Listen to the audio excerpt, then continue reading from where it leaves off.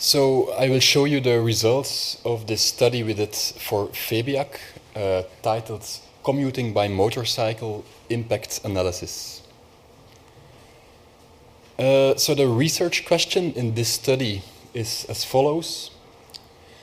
Assume that a certain shift would be realized in commuting traffic from passenger cars towards motorcycles. Then what would be the impact on traffic congestion? And secondly, what would be the impact on traffic emissions? So that's the question we're trying to answer here. To assess the impact on traffic congestion, we first consider a case study Leuven, Brussels. And then based on the results of this case study, we determine the effects more globally for the entire Belgian highway network. Concerning emissions, we compare emissions from passenger cars to emissions from motorcycles, and we also determine the effects in the same case study, Leuven, Brussels. So first I will talk a bit on the impact on traffic congestion. This will be the bulk of the story. And then at the end I will concisely say something about emissions as well. So first, impact on traffic congestion. So we consider this case study, Leuven, Brussels, where we focus on the highway stretch between the city of Leuven and the city of Brussels. This is an important connection from the eastern part of Belgium towards Brussels. And every day we have problems there. So every day we have queues between Leuven and Brussels. So we selected a case where we have structural congestion. What do we do? Well, first we built a reference scenario where we look at the current morning peak. And then secondly, we consider a scenario where we assume a certain modal shift from passenger cars to motorcycles.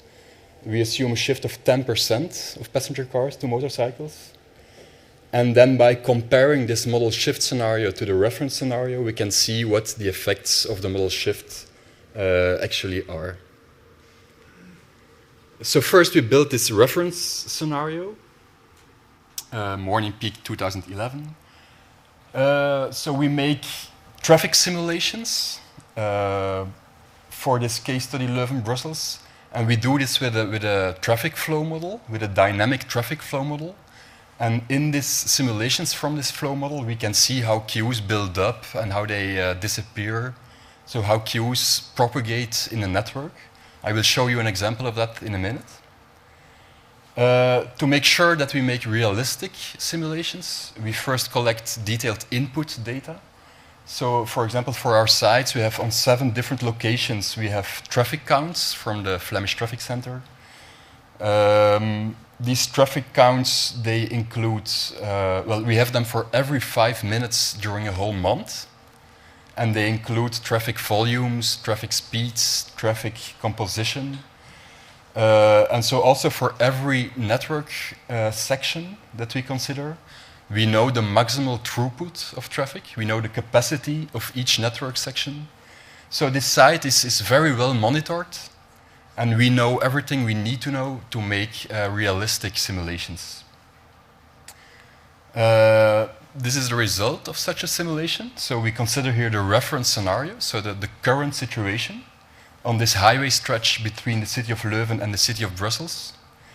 We look at the situation between 6:30 and 9:30 in the morning. The bars on the different links you see there, they represent traffic densities. Higher bars and darker bars, they represent higher traffic densities. So the green bars, they represent free flow traffic conditions, where people can drive at maximum speed. The yellow bars indicate that we're close to capacity, so that queues will start to develop. And the red bars, they represent congested traffic states. So what happens on a regular day between Leuven and Brussels? On the upper right, you can see the time, but I don't know whether it's really visible. But in between each screenshot is a time gap of 10 minutes. So we started at 6:30, now it's 6:40. What happens at 6:40? Well, a queue starts to develop in Brussels. So we have this highway between Leuven and Brussels. And on the left there, we have the ring road around Brussels.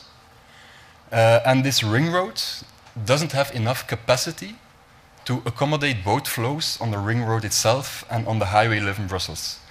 And therefore, this merge in Brussels will act as a bottleneck, and a queue will develop behind this bottleneck. So a queue will develop from Brussels towards Leuven.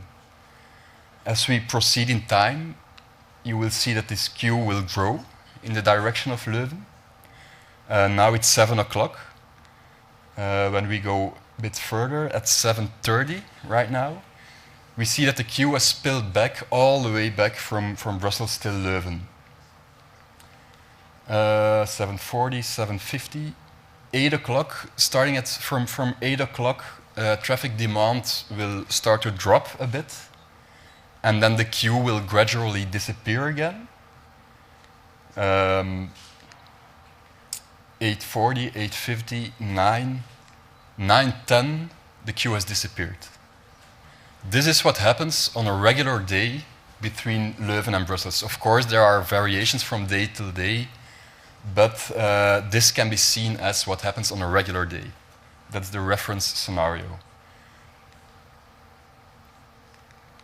When we look at the travel times on this highway stretch between Leuven and Brussels, we see here on the horizontal axis, we see the time index, so between 6 in the morning till 10 in the morning. And on the vertical axis, we have travel times. So we see that at 6 in the morning, we have free flow travel times. Everything is going smooth. And then a trip between Leuven and Brussels takes about 7 minutes. At 6:40, it starts to go up, these travel times. And at around 8 o'clock, a trip between Leuven and Brussels takes about 21 minutes. So 3 times as much as during free flow conditions. After 8, the queue starts to disappear again. And around 9, 9:10, we're back at the original free flow level. When we look at the total time lost by all vehicles together on this stretch between Leuven and Brussels on a regular day between 6:30 and 9:30, we come to about 2,000 hours lost by all vehicles together. And this total time lost by all vehicles together is a very good indicator for congestion, for the severity of congestion. So we will compare this figure with the figure of the model shift scenario later. So here we lose 2,000 hours, reference scenario. Okay, then we come to the model shift scenario. Some assumptions. So we assume that 10% of the passenger cars are replaced by motorcycles. The occupancy of a passenger car in the morning commute is assumed to be 1.1 person per vehicle.